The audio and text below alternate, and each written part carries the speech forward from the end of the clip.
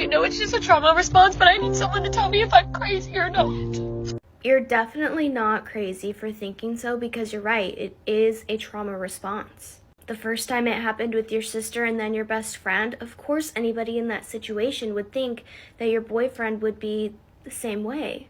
We have survival instincts, and part of that is noticing and paying attention to danger or threats. Any of us in a normal situation sitting behind a screen can have an outside perspective looking at this and think, well, of course there could be another reasonable explanation. But when you are in that situation, it is some sort of, and I'm not a professional, not a scientist, whatever, but there's some sort of neurological connection, especially since you said that it has happened not once but twice before.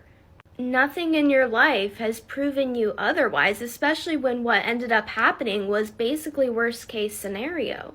For me personally, it was when my brother wasn't answering his phone that my PTSD kicked in, because I had those same worries and those same thoughts taking me back to that moment and basically that day, because that's how long it was, where I was trying to get a hold of my mom and she wouldn't answer. I was trying to get a hold of my dad and he wouldn't answer. I was trying to get a hold of my brother and he wouldn't answer.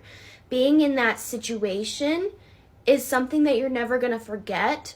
So, and I'm not saying you have this, but like, it is something in our brains. For me, it was my PTSD that brought me back to that moment that just heightens, and it really just makes it worse. But that's how we are engineered for survival mode, to pay attention to things that are off, things that are threats, things that are different.